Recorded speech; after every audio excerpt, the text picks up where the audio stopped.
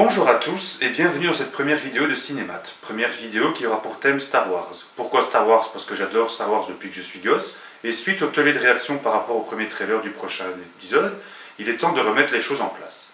Je tiens d'abord à préciser qu'il s'agit ici de mon avis, qui n'engage que moi. Je vais donc laisser l'inspecteur Harry répondre à votre place avec toute la classe et l'élégance qu'on lui connaît. Vous savez, les avis, c'est comme les trous du cul. Tout le monde en a un. Commençons par le commencement, le rachat de Lucasfilm par l'Empire Disney. Et pour ma part, j'ai vu ce rachat comme une excellente nouvelle.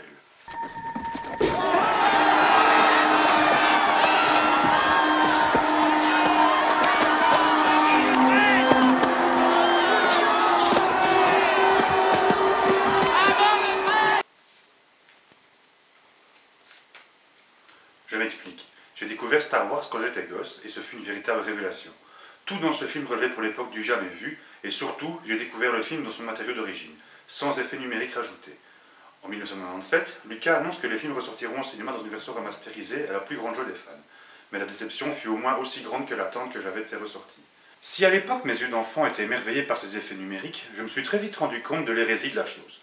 En effet, s'il avait été juste question de nettoyer les images vieillottes du film originel, pourquoi pas? Mais ici, on a droit à un déluge d'effets numériques complètement inutiles, qui n'apportent absolument rien au récit, et qui par-dessus tout jure complètement avec l'esthétique 70s et 80s des films originaux. La faute aurait pu avoir un impact moindre si Lucas avait au moins pu joindre aux éditions DVD Blu-ray des éditions originales dignes de ce nom.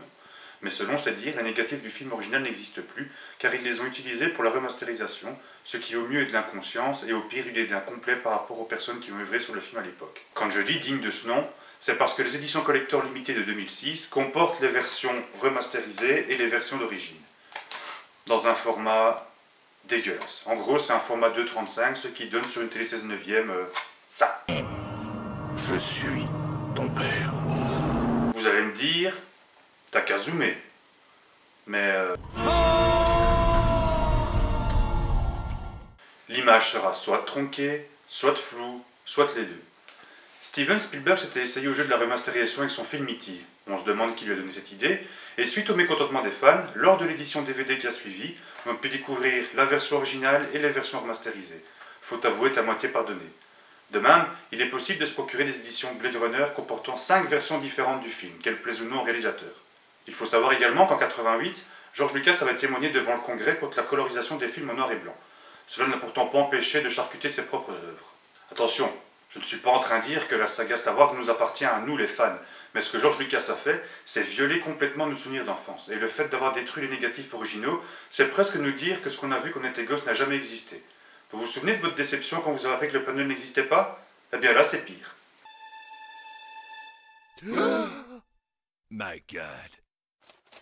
Hey, what the hell are you doing here? Passons maintenant à la prélogie, et comme vous vous en doutez, mon avis sur la prélogie, c'est que... C'est vraiment un gros tas de merde. J'exagère. Tout n'est pas à jeter, bien sûr.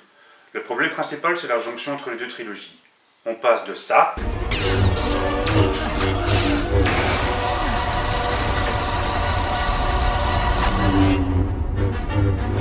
à ça. Oui, je suis le maître. Le maître des forces du mal, Vador.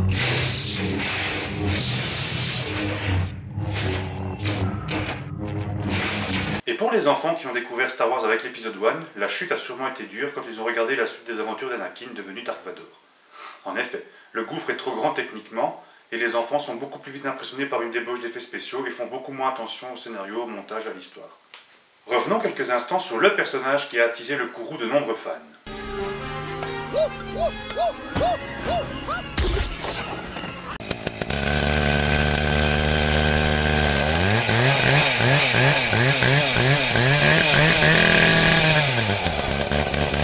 Le personnage le plus débile de la galaxie a tellement provoqué la colère des fans qu'on pouvait savoir ne plus le voir apparaître dans les épisodes 2 et 3, ce qui fut en partie vrai, et tout le monde a cru que Lucas avait compris le désarroi des fans, car il n'apparaît que très peu dans les épisodes 2 et 3. Mais regardez ce passage. Mais ça transportait de bonheur revoir Tissa, Annie. Regardez encore.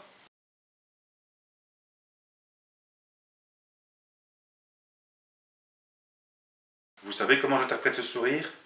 Je sais que vous n'aimez pas mon personnage, mais je le mets quand même, et je vous emmerde. Venons maintenant à cette fameuse bande-annonce.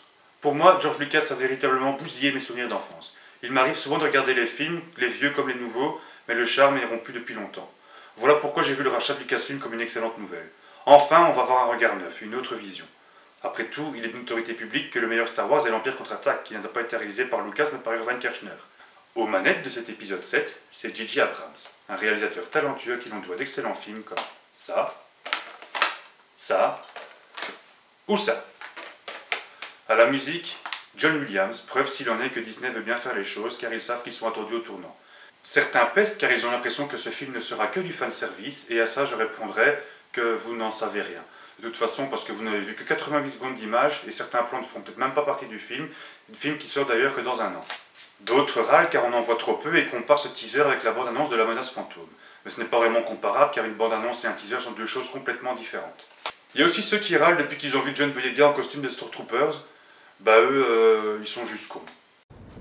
Ok les gars, voilà ce qu'on doit faire aujourd'hui. On doit haïr ces nègres. Voilà ce qu'on va faire aujourd'hui. On doit haïr cette bande de saloperies de nègres. Ce qu'on doit faire, c'est haïr ces sales nègres. Je sais pas ce que c'est qu'un nègre. Mais moi je vais te dire, un nègre, c'est un nègre. Mon cousin Derek qui fait de la tôle en ce moment, il bosse toute la journée avec un nègre. Eh ben le nègre, il lui tape sur le système.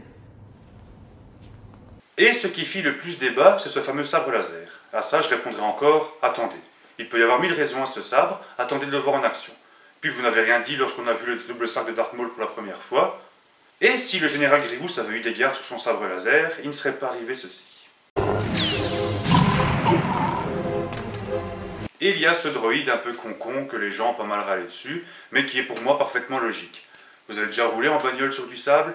Ça s'enlise, c'est pas pratique, qu'une boule, ça roule tout seul, sur Tatooine, tout à fait normal. Je ne suis pas en train de dire que le film sera forcément une réussite, il sera peut-être mauvais et il sera largement le temps de critiquer à ce moment-là. Une bande-annonce ne fait pas un bon film et inversement. Je rejoins cependant les gens qui flippent depuis le rachat de Star Wars par Disney et qui craignent que les dirigeants ne privilégient la quantité à la qualité, mais encore une fois, on verra à l'autopsie.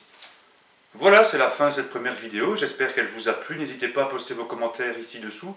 C'est ma première vidéo, c'est la première fois que j'en fais, donc soyez indulgents, mais n'hésitez pas, si vous avez des conseils en tout genre, tout conseil est bon à prendre. N'hésitez pas à partager cette vidéo et à vous abonner à ma chaîne YouTube. Si vous voulez me suivre sur Facebook, vous pouvez le faire sur la page Cinémat, qui sera la page officielle de ce compte, sur la page Star Wars Belgique qui parle que de Star Wars fatalement, et sur la page Cinéma Critique Horreur qui est la page officielle du site lavictime.fr, site sur lequel on vous propose des critiques de films, de livres, de jeux vidéo, de jeux de société, de musique en tout genre. On vous y propose également des concours pour gagner des DVD, des Blu-ray régulièrement. Que la force soit avec vous, et n'oubliez pas... Vous savez, les avis, c'est comme les trous du cul. Tout le monde en a un.